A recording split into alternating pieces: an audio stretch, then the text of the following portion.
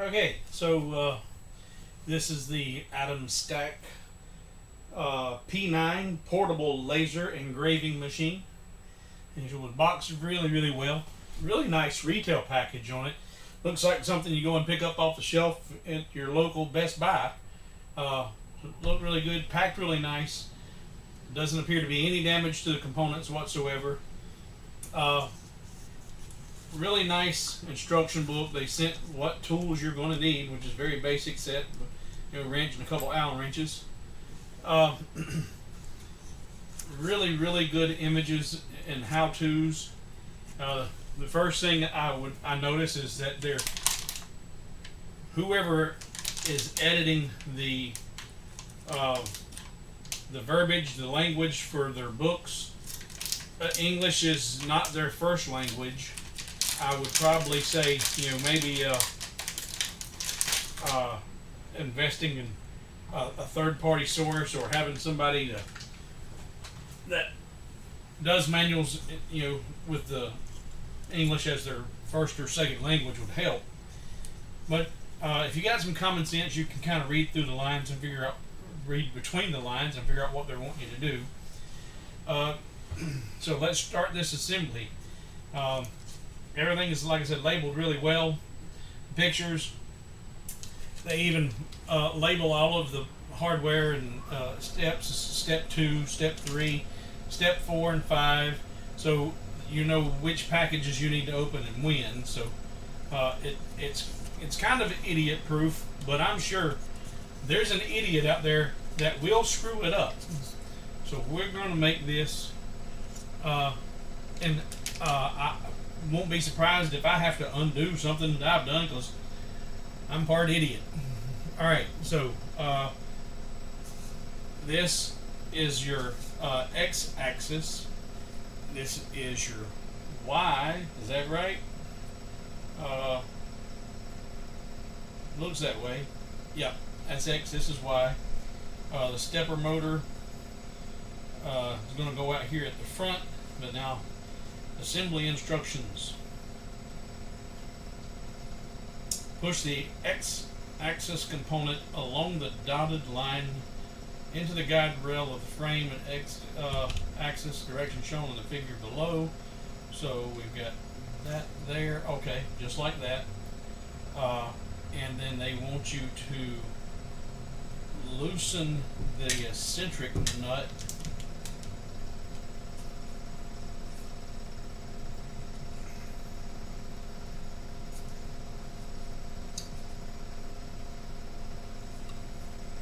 Which one's the eccentric? All right.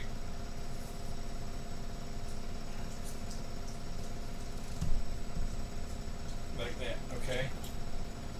So loosen this up. Well, it is loose.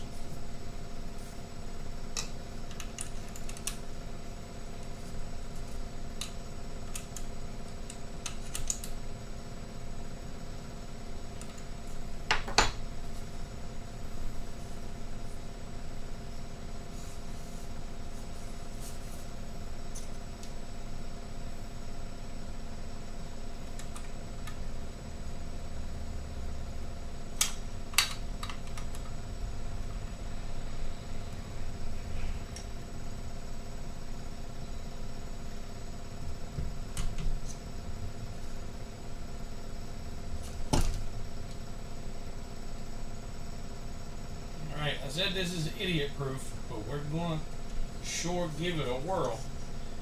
Alright. There's that, and that goes in like so, and like so.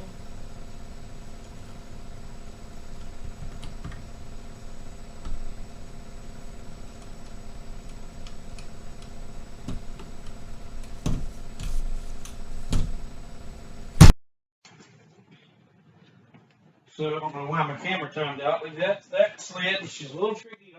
You don't need to force it. Just right, getting it just lined up, just right. All right. After pushing the x-axis component into the y-axis guide rail, properly tighten the eccentric nut on the x-axis component to prevent the roller on the x-axis component from loosening. The figure completely displays the XY x-axis after after assembling. All right, so we're going to get that in there. Now we're going to tighten this up.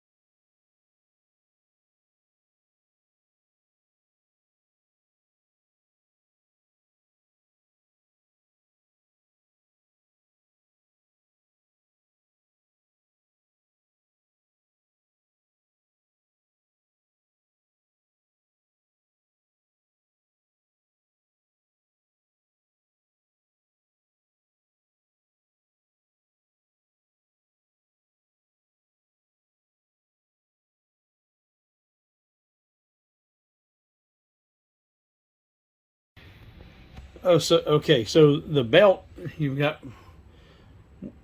one belt here that has these nice little brass fittings on there, and they just interlock here on this device. They slide into place, and that locks it in. Then you route the belt up.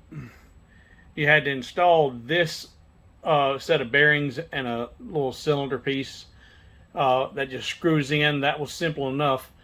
Then you route your belt back down here and around your stepper motor. But reading these directions, as shown in figure 1, install the cylindrical pad, 2 bearings, note the direction. Note the direction. On the M525 screws along the dotted line to the Y-axis frame screw holes at the same time.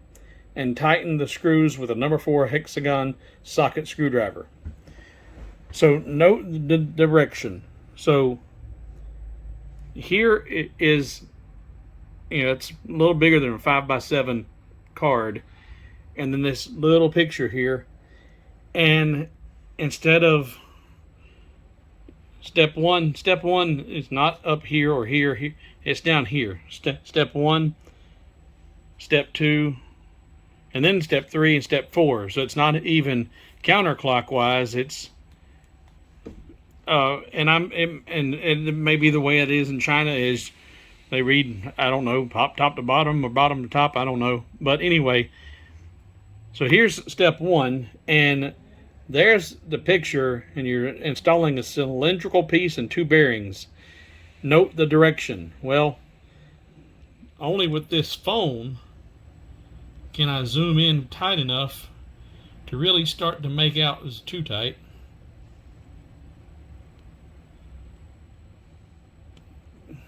That cylindrical piece and then 2 bearings and then a screw. And the picture of that, where it's going, it's as clear as mud. You don't, it tells you, yes, that you're going to install this, install it along the dotted, on the X-axis frame screw holes, plural.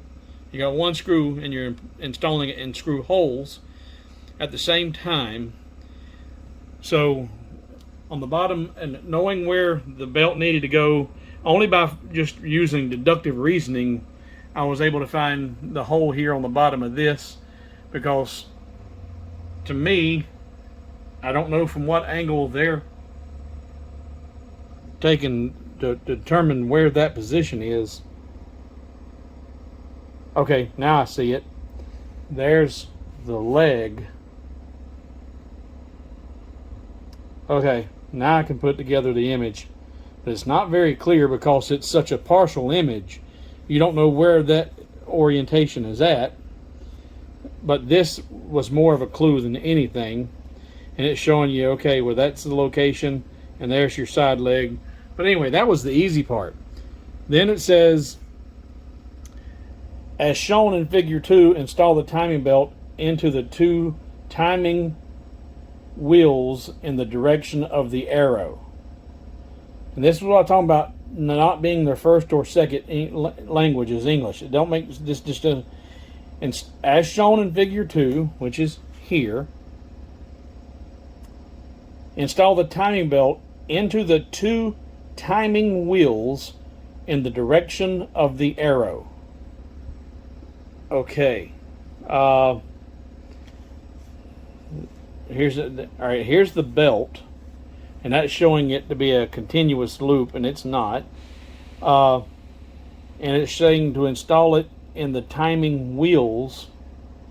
There are no timing wheels to install it in. In fact, the only place that this is installed, you slide one end around here, and you got to figure out the routing, because it doesn't show you how to route this, but it looks like you need to route it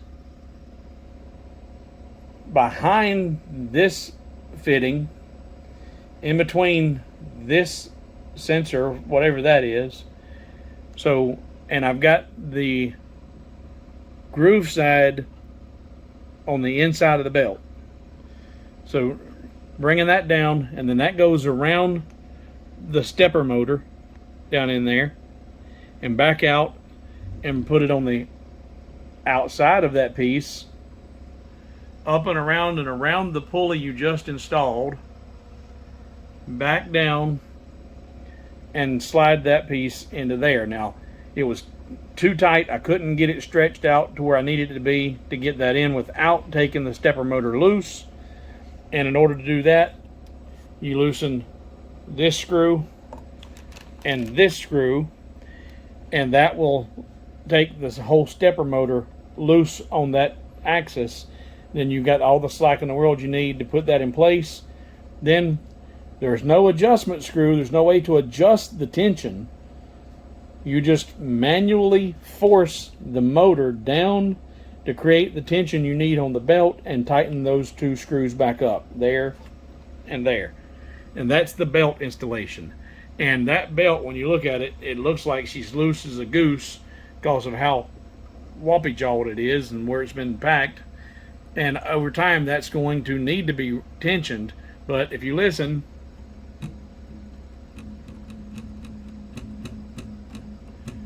that's been my experience with these belts, is you want it to sound like a bass guitar. And that's what I've got. So I feel good about the tension right now, but as that's acclimated and warms up and is used, I'm sure that'll need to be retensioned. But that's my first stumbling block. I said it looked like it was simple enough that any idiot can do it. Well, this idiot was having trouble. All right, so step 3. As shown in figure 3, after the timing belt is installed on the timing wheel, and I still don't know what they're referring to as the timing wheel, unless that whole gantry, this whole thing, is what they're referring to as a timing wheel. And anyway, you see what I had to do to install it. There's no pictures of that anywhere, and I hope that's right.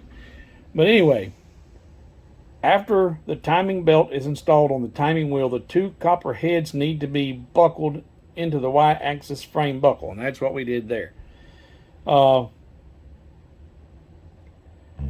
right, as shown in figure 4, to prevent the timing belt from being too loose, please loosen it. We did that. That's how I tightened the Y-axis motor to the frame. All right, so yeah.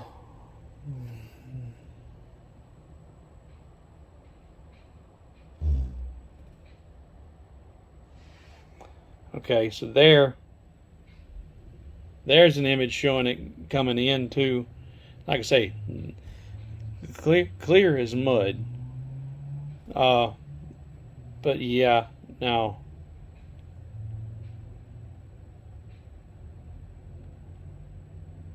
looks like I got that right. Okay, so next step.